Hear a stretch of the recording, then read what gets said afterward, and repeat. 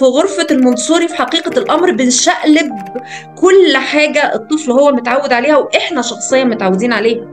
فهي فكر جديد، طريقة جديدة محتاجة تدرس، والمعلمات نفسهم والأمهات في البيوت يتدربوا على فكر جديد في التربية، فكر جديد في تعليم الأطفال. برحب بيكم، وأنا رئيس مجلس أمناء المؤسسة المصرية الإقليمية للدراسات والتنمية. الرسالة بتاعتي في الحياة إن أنا أربي مواطن صالح من البداية خالص، من البذرة، إن أنا أحطها في تربة خصبة وأرعاها وأعتني بيها وأغرز فيها كل القيم والأخلاقيات اللي أنا محتاجاها. لما يوصل الطفل أو الطفلة لمرحلة إن يبقى في إيديهم قرار سياسي، يبقوا قادرين إن هم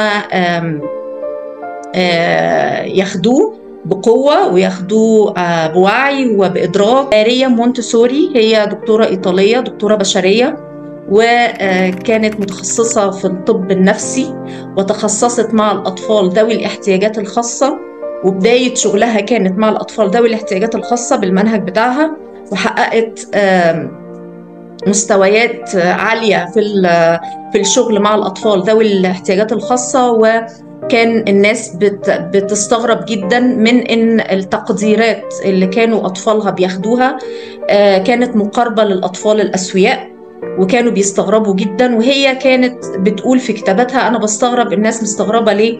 المشكلة الحقيقية في طريقتكم انتوا في التعامل مع الأطفال الأسوياء. يعني هي كانت شايفة إن المشكلة مش الانبهار كله مش في شكلها، في طريقتها في التعامل مع الأطفال ذوي الاحتياجات الخاصة، هي الخطأ فينا إحنا إزاي بنشتغل مع أطفالنا الأسوياء فيما يخص مجال الطفولة المبكرة تحديداً. حقيقة منهج المونتسوري ده أو طريقة التعامل مع الأطفال بطريقة المونتسوري هو يعتبر حاليا هو الأفضل على مستوى العالم. يعني أنا كنت في ماليزيا من فترة ودخلت أكبر حضانة، طلبت إن هم يودوني أكبر حضانة في كوالالمبور، ودخلت لقيت نفسي داخلة حضانة مونتسوري زي الحضانة بتاعتي في مصر، بتطبق المونتسوري بشكل صحيح.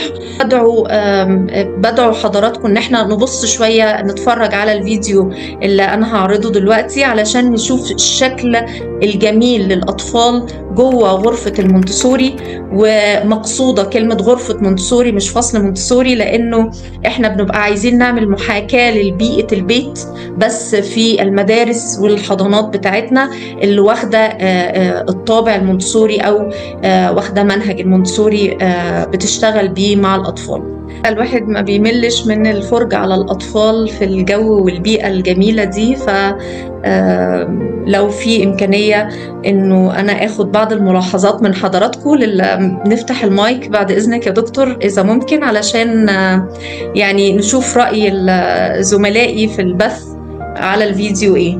اللي ظاهر لي ما كأنه فصل، يعني مبعدين الطفل عن مفهوم إنه هذا فصل دراسي، صح؟ هذا اللي لاحظته أنا. ولكم الفضل. معكم الأستاذة سامية من الجزائر. حقيقة أتشرف بكم وبحضور لهذه المحاضرة، سعيدة جدا أنها ما فاتتنيش. أهلا بك دكتورة.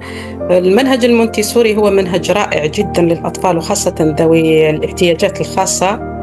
أنا واخد عليه دبلوم وندرس في مدرسة ابتدائية، لكن ندرس نظامي عادي، وهو توفير بيئة صفية للتلميذ تحاكي بيئة المنزل. حتى الطفل عندما يخرج من بيئة المنزل لبيئة المدرسة. نعم، غرفة المنهج المونتسوري بالتوفيق لكم، وإن شاء الله تكون محاضرة رائعة نستفيد بها ونفيد إن شاء الله. شكرا. الحقيقة زي بالضبط ملاحظة الدكتور محمد وأستاذة سامية، هي محاكاة للبيت. الطفل بيحس في المكان المعد خصيصا بمنتهى الاحترافية. يعني الفيديو ده وضح يعني ايه غرفة مونتسوري، واي حاجة غير كده تبقى انتقصت من روعة المنهج. الآن معنا مداخلة صوتية من البروف سلوى حميد ناصر من العراق. أهلا بروف. السلام عليكم ورحمة الله وبركاته. وعليكم السلام أستاذة سلوى. دكتورة سلوى أهلا وسهلا. وكل الشكر والتقدير للدكتورة هايدي على هذا العرض الرائع أو أكثر من رائع والثري والمهم حقيقة في تسليط الضوء على مناهج تنمية المهارات. أرحب بك دكتورة هايدي أجمل ترحيب، وأهلا وسهلا بأهل مصر الكنانة، بلد الحضارة العريقة والنيل العظيم، أهل الكرم والجود. فنورتينا وأنتي جميلة وكلامك جميل. شكرا، أشكرك. عندنا برضو مداخلة كمان من الدكتورة أمل موسى من الإمارات. السلام عليكم ورحمة الله وبركاته. السلام دكتورة أمل. يعطيك العافية دكتورة، ما شاء الله عليكي. محاضرة قيمة وثرية بالمعلومات وأداء رائع وتمكن من حضرتك، ما شاء الله عليكي.